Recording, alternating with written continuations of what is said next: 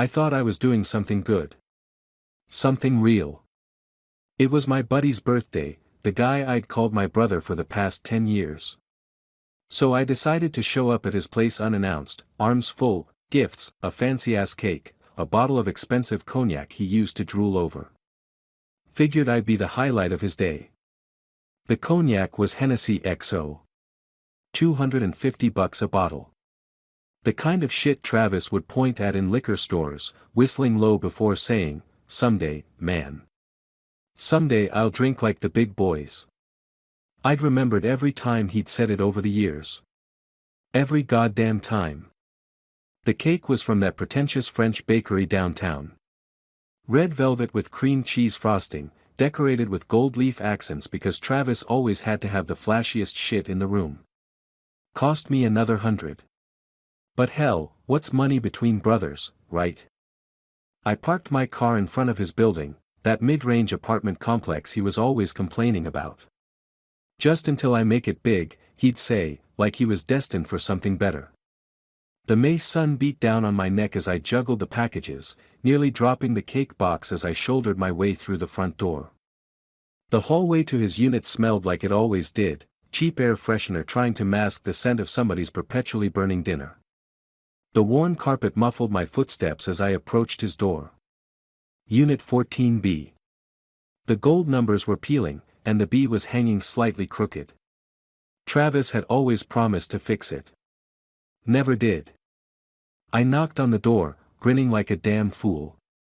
My knuckles rapped against the cheap wood 3 times. The sound echoed in the empty hallway. I could hear music playing inside, that old-school R&B shit he'd gotten into lately. The bass thudded dully through the walls. When the door swung open, the grin died on my face. Standing there wasn't my buddy. It was my wife. In nothing but a thin robe, tied loose like an afterthought, barely covering anything at all. Her hair was wet. Her skin still glistening. And the look on her face. Like a kid caught with her hand in the cookie jar. Melissa.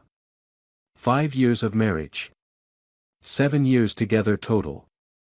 The woman who'd sworn in front of God and family that I was it for her. Forever. Through thick and thin.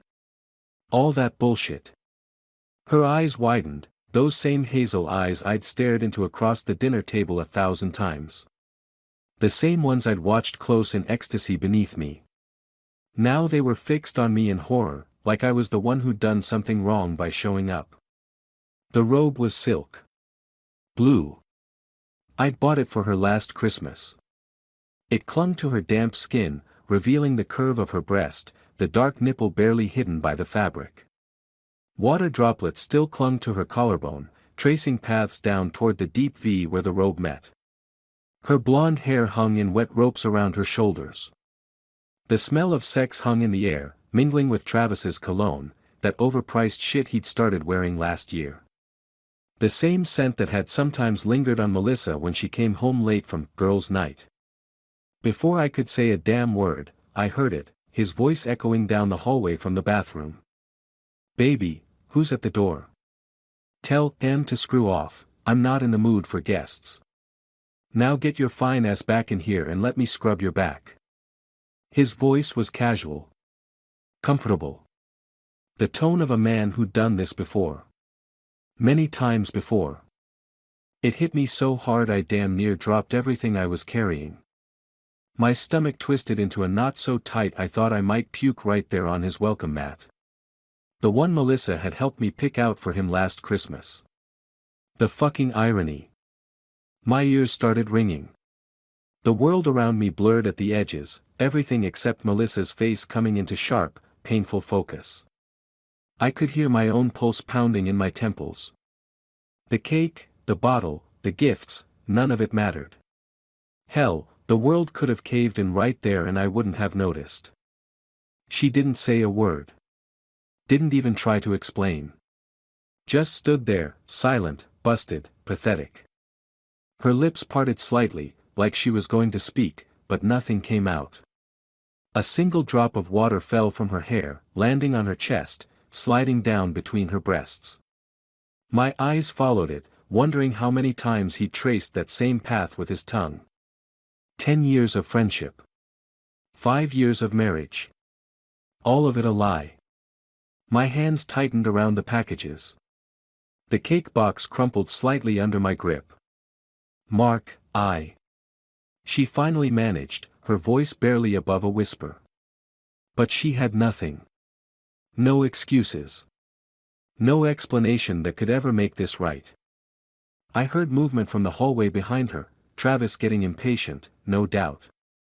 In a few seconds, he'd come looking for her, and I'd be staring at the face of the man who'd betrayed me.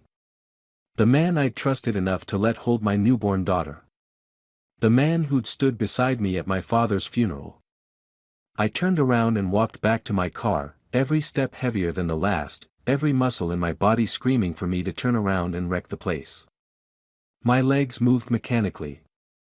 One foot in front of the other. Down the hallway. Past the elevator. Down the stairs. Into the lobby. Through the glass doors. Across the parking lot. The sun felt different now, harsher, exposing. I could feel my jaw clenching so tight my teeth might crack. My breathing came in short, sharp bursts through flared nostrils. My vision tunneled. But wrecking things? That's for amateurs. I unlocked my car, the same car I'd driven Melissa to the hospital in when she had that scare last year. The same car Travis had helped me pick out. I placed the cake on the passenger seat, followed by the bottle and the gifts. The cake box was crushed on one side, the frosting smearing against the cardboard. The sight of it made me want to laugh and scream at the same time. Instead, I just stared, letting the rage crystallize into something colder. Harder. I had a better idea. I drove home in silence. No music. No phone calls. Just the sound of the engine and the occasional horn from passing cars. I don't remember the drive. Could have been minutes, could have been hours. Our house, my house, looked exactly the same as when I'd left it that morning. 2-story colonial in a quiet suburb. The lawn I'd mowed on Sunday. The flowers Melissa had planted along the walkway. The basketball hoop I'd installed for when Travis came over to shoot hoops and drink beer. I walked inside, the cake and gifts still in my arms.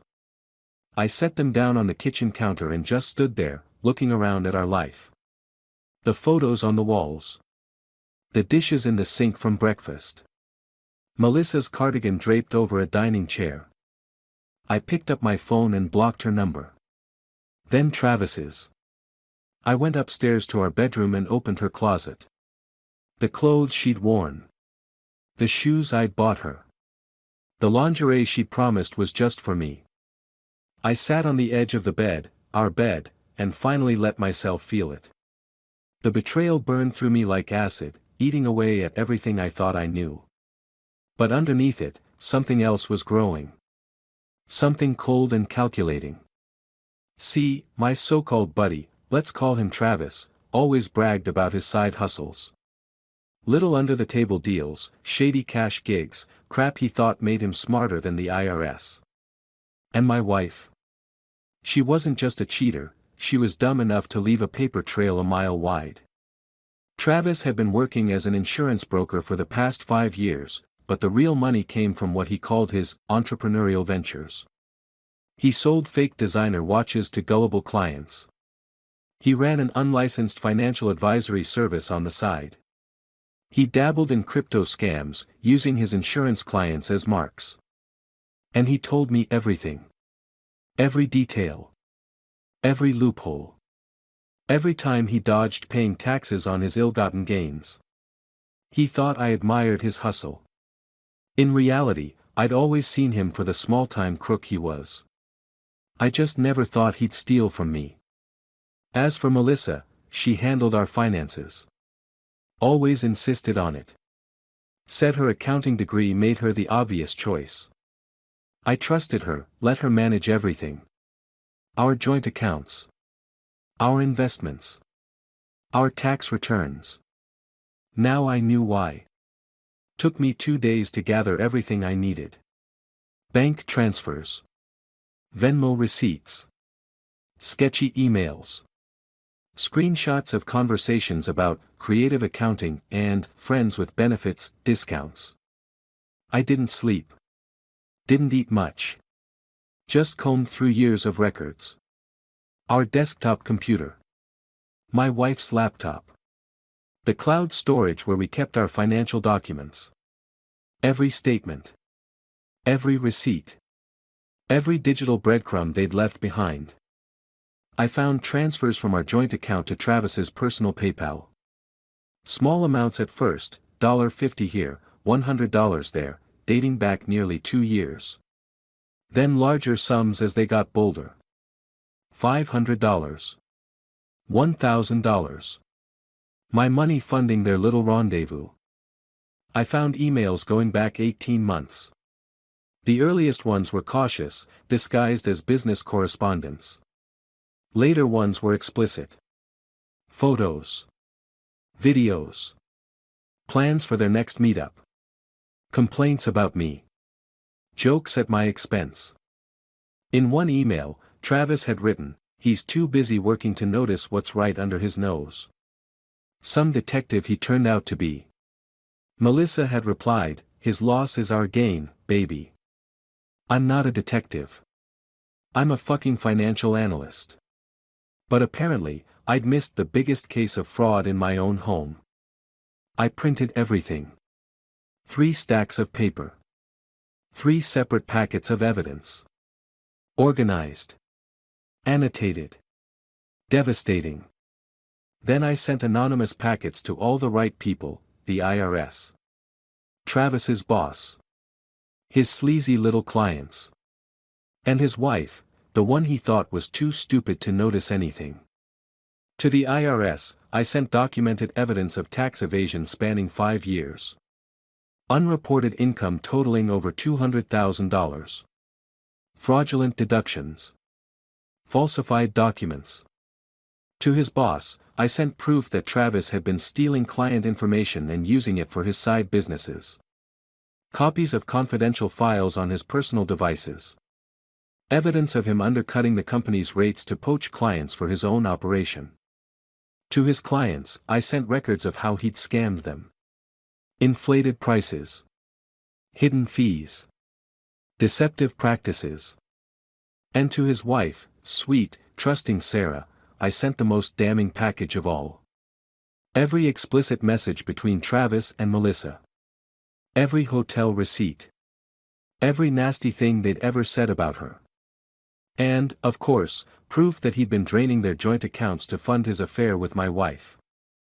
Meanwhile, my wife came home one night to find her closet empty, her keys changed, and a lovely little note taped to the front door, "Hope he's worth it. P.S. He's about to be broke." I watched from my car across the street as she pulled into the driveway. She was wearing the same clothes she'd had on that morning when she left, presumably to run errands, not to fuck my former best friend. Her face was relaxed, untroubled. The face of someone who thought they were getting away with murder. She got out of her car, walked up to the door, and tried her key. When it didn't work, confusion crossed her face. Then she saw the note. I watched as she read it. As the color drained from her face. As she frantically tried her key again. As she pounded on the door. As she called my cell phone over and over, hitting the brick wall of my blocked number. Eventually, she got back in her car and drove away. Probably straight to Travis's place. Her refuge. Her lover. Her co-conspirator. Little did she know, the shit was already hitting the fan there too. That same evening, Travis's wife was opening my package. Reading each page with growing horror. Seeing her husband for who he really was. Discovering the extent of his betrayal. Learning that the lifestyle she'd enjoyed had been built on lies and theft. The next day, the IRS was reviewing my anonymous tip. Travis's boss was calling him into a closed-door meeting. His clients were receiving evidence of his fraud. And his wife was throwing his possessions onto the front lawn of their tasteful suburban home. I didn't need to witness any of it firsthand. I didn't need to see the look on Travis's face when his world collapsed. I didn't need to hear Melissa's excuses or apologies. Their panicked texts and voicemails to me, sent from new numbers after I'd blocked their old ones, told me everything I needed to know. Mark, please, we need to talk. This is fucking insane, man. What have you done? I'm so sorry. Please give me a chance to explain. They're investigating me. They froze my accounts. Where am I supposed to go? All my things are gone. You've ruined my life. Each message was more desperate than the last. Each one more satisfying to delete. By the end of the month, Travis was under federal investigation, fired, divorced, and living in his sister's basement. My wife? She tried crawling back after reality kicked her in the teeth, but that door stayed locked tighter than her damn conscience.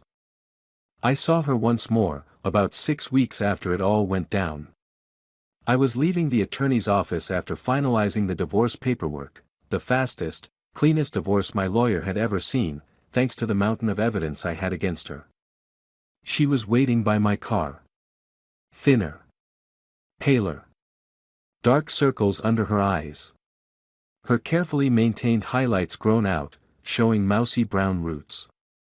She was wearing clothes I didn't recognize, cheaper than her usual style. The diamond ring I'd given her was gone from her finger, probably pawned to pay for the studio apartment she was now renting on the bad side of town. Mark, she said, her voice small. Can we please talk? I looked at her, really looked at her. This woman I'd once loved. This stranger who'd shared my bed and betrayed my trust. I felt nothing. No anger. No love. No pity. Just, nothing. There's nothing to talk about, I said, unlocking my car. Please, she begged, tears welling in her eyes.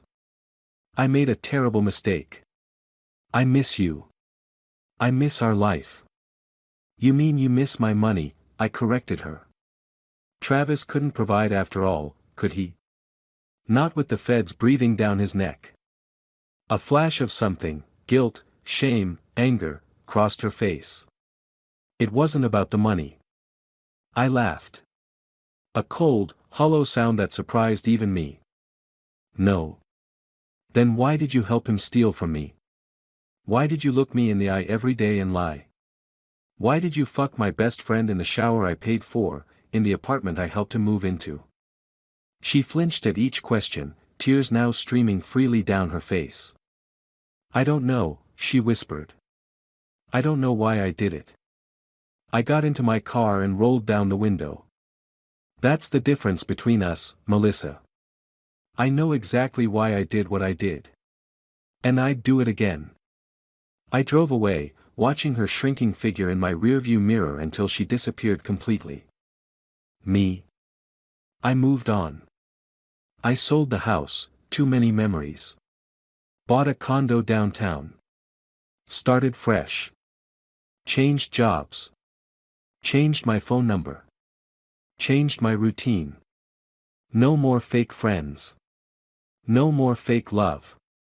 Just the sweet, savage sound of two traitors losing everything they thought they had. Some people would call it revenge. I call it justice. The scales balanced. The debt paid. Do I still think about them sometimes? Sure. But not with anger or pain. I think about them with the detached curiosity of someone observing insects under glass. Wondering if they learned anything. Doubting that they did. Travis will find another Mark. Another sucker to trust him. Another scheme to run. But he'll never again have the comfortable life he once enjoyed. Never again hold the respect of his peers. Never again sleep easily at night. Melissa will find another man to latch onto. Another provider. Another fool to believe her lies. But she'll never again have the security she threw away. Never again enjoy the lifestyle she'd grown accustomed to. Never again feel the confidence that comes with being trusted. And me? I'm not angry anymore. I'm not sad or bitter or broken. I'm just aware. Aware that people will always show you who they really are, if you pay attention. Aware that trust is a luxury I can no longer afford. Some nights, I pour myself a glass of that expensive cognac, the same bottle I'd bought for Travis, and I toast to lessons learned. To cauterized wounds. To clean breaks and fresh starts. Maybe someday I'll let someone new into my life. Maybe not. Either way, I'll be fine. Because now I know, the best revenge isn't served cold. It's served exactly as deserved.